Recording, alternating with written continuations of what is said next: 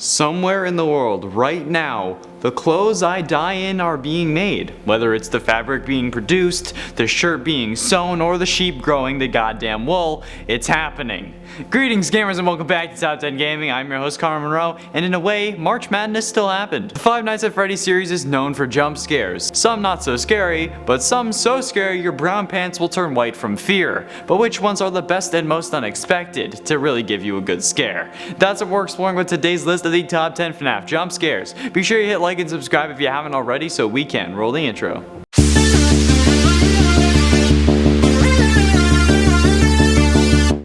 At 10, Withered Bonnie. Withered Bonnie is one creepy animatronic. Classic Bonnie but without the face is by far one of the most disturbing sights in the game. Nobody expected that it would come after you. We all thought it was just there to add the creep factor of FNAF 2 because it did. But when you do see it moving, you realize you're in for one hell of a night, since the lack of face doesn't even deter the other animatronics. Even though we learned in the first game that the naked endoskeletons caused the animatronics to go berserk. But apparently not having a face does nothing, even though the damn thing is exposed. But either way, this jump scare is good because at least at the beginning, nobody really expected Withered Bonnie to be a problem. And now look at it, one of the scariest animatronics in the game. Don't go back to when I had to include it in part 2 of the scariest animatronics. Ignore that. And at 9, VR Puppet. While you may not think that the jump scares are scary, what if they were right in your face? Look, we know that to keep the puppet happy, all we gotta do is crank the music box, but that's not always the easiest thing to do. Sometimes you get animatronics in the vents and at the door, and you can't open the cameras otherwise you'll be attacked by the others. So you just need to sit there, and in VR it's not any easier. Plus, if you can't tell, the puppet walks down the hall before attacking you. This is the first time we actually see the puppet walk. Sure, we see it standing in the reflection of the fire at Fazbear Fright, but we've never seen it walking. But now that we have, the walk is terrifying. The stuff of nightmares. Its legs are so wobbly, and I mean it makes sense since it's only a puppet, but oh my god! I mean, yeah, it's expected, but you can see it coming. It adds so much creep factor, it's hard not to find it terrifying. Especially when it's right in your face, like ah! And at 8, DEATHCOIN FREDBEAR. In Ultimate Custom Night, you are able to get an item called the DEATHCOIN that allows you to use it to eliminate any animatronic from the game. This works with most animatronics. It removes them from play and you won't have to deal with them for the rest of your playthrough, or I guess life technically. But there is, at least to my knowledge, one animatronic that the coin does not work on, Golden Freddy. Now I'm going to stand by the point that the best jump scares in the series come when we aren't expecting it. So if we run out of power, you won't be scared nearly as bad as when you're just chilling thinking everything is fine and then boom. And when you establish a mechanic of a game, such as a coin that removes an animatronic from play, it is expected that when you use it, that's what happens. However, if you use it on Golden Freddy, the Golden Fredbear plush, also known endearingly as Psychic Friend Fredbear, will jump scare you immediately. This is scary because we used the coin, so we expect Golden Freddy to be removed. But he's not, and we get jump scared when we think we're safe. It's rude. Hella rude.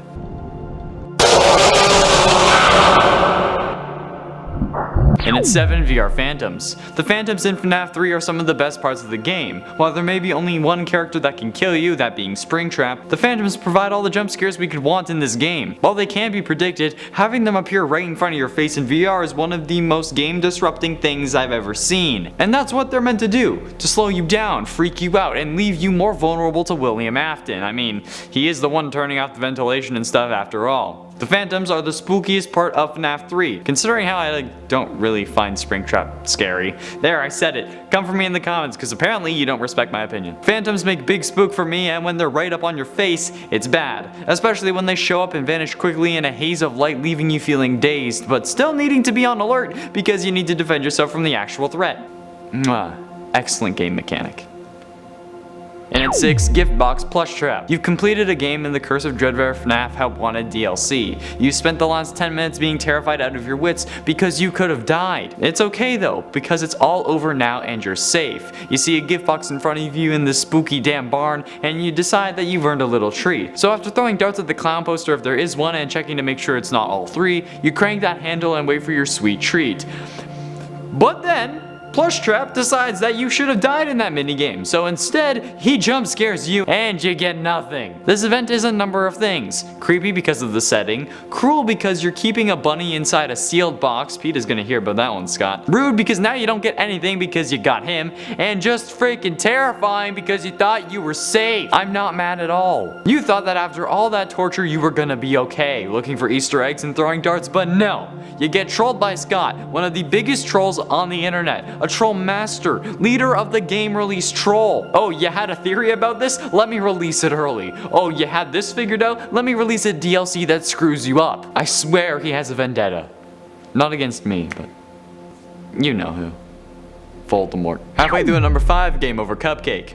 So you lost. You get spooked and you're sitting at that computer staring at Freddy in the closet wondering if you should hit that shiny looking restart button or give yourself some time to chill because you lost and you just got a spooktacular surprise. I don't know, let's take a second to decide. Oh, the cupcake is here. The other times I picked this up it's just been a cupcake and it's a VR game so I need to interact with the environment. So let's pick it up again and pretend it's my friend. Oh wait, now it's jump scaring me too. Thanks Cupcake, I thought we were gonna have a nice time pretending to be friends but instead you decided to scare the living bejesus out of me because you thought it would be funny. I literally just died and got pummeled to death by a grotesque animatronic and now you're taunting me while I'm in my grave? Thanks. Thanks a lot.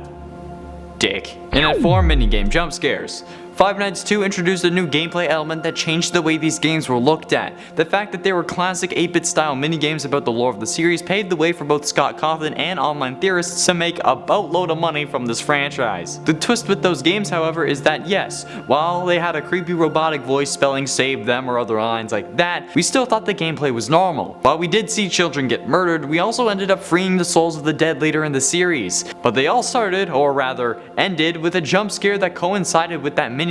Take Cake had the puppet because Charlie got murdered in the background by AFTON. Foxy Go Go Go had Foxy, and Give Gifts Give Life had Golden Freddy since his dead corpse appeared just frames before the jump scare. This is what really was the driving force behind the series going forward. Who is the purple guy? Is it the foam guy? Was it us? Who could have known that this question along with all the other ones we posed would have led to 5 years later when we are now talking about a VR and AR game in that series? So many damn games in so few years. How's the money, Scott? It's good, Connor. That's good.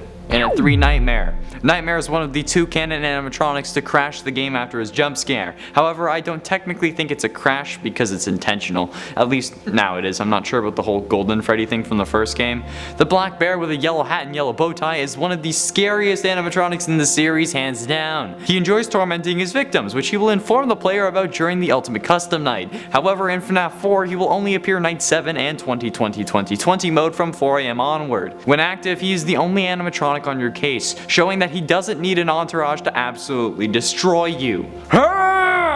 Nightmare will appear everywhere, on the bed, in the closet, and in both halls. But when compared to normal Nightmare Fredbear, he is much more aggressive. If you end up getting jump scared by Nightmare, the jump scare is a simple static image of Nightmare's teeth and glowing red eyes, playing the scare sound for around 5 seconds and then the game will reboot. The fact that this is the only other canon character that does this is crazy and makes it worth a mention. I know Nightmarionette does it, but that's because it copies Nightmare, plus it's not a canon animatronic, so. In it too, Elizabeth Afton. Five Nights at Freddy's sister location is one really messed up version of SNL. The game was far different than any other FNAF game before it, and the inclusion of the cutscenes was only seen in the game before with FNAF 4. These cutscenes gave us more lore, like how Michael was a rotting corpse who ended up vomiting out Ennard but didn't die due to the remnant, and that Elizabeth Afton was grabbed by Baby on the opening day of Baby's Pizzeria, even after Afton warned her to stay away. This is considered a jump scare due to the scream that plays when she gets grabbed, but this was entirely unexpected. The cutscenes are supposed to be a salvation between scary gameplay elements, yet getting a scream in my ear isn't okay when everything was supposed to be fine. This was the most unexpected jump scare, so it had to be included. At least it was unexpected for me. I mean, like, if you knew about it, then you expected it, so I didn't expect it. Finally, in at number 1, 1987 Golden Freddy. I feel terrible for the poor sucker who figured this one out. At the end of every FNAF game, there's a bonus night that gives you more lore clues and more scares, but after beating it, you unlock a 7th night where you can customize the animatronics and give them special levels to see how hard you can make it. However, if you were to do this in Five Nights 1, you'd obviously be looking for more clues, trying to figure out the first and what what would be an incredible series of games. If you tried to solve this by being sneaky and inputting the animatronic levels to be 1987, the year of the bite of 87, you end up getting instantly jump scared by Golden Freddy, which, while hilarious, is still creepy and unexpected. I get that Scott wanted to like shut rumors down and stuff, but why couldn't it just be a normal night? Like, that would shut the hell down. No Easter eggs, no secrets, just a normal night. What if someone wanted those to be their levels for no other reason than just wanting it, and then boom, they get scared by Golden Freddy? Kinda rude, but also very scary because we just expected the game to load up like normal, like every other level setting. There we have it, friends, the top 10 scary FNAF jump scares. I told you we'd be getting back to FNAF soon, so here you go. What other jump scares are your favorites, and what would you have liked to see on this list? Let me know below, and on your way down, be sure you hit like and subscribe for daily gaming content, and ring that bell to join the clan and level up. Thank you all so much for watching. I have been and shall remain Connor Monroe, and I'll see you in another video. At least it was unexpected for me. I almost fell over. Even though we learned in the first... Hashtag cupcakes are He's whistling. He's put it in the supercut. He's whistling. I also ran into him outside. I looked the devil in the face.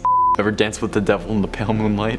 I don't know what's going on with me. Is he playing the bongos now? God.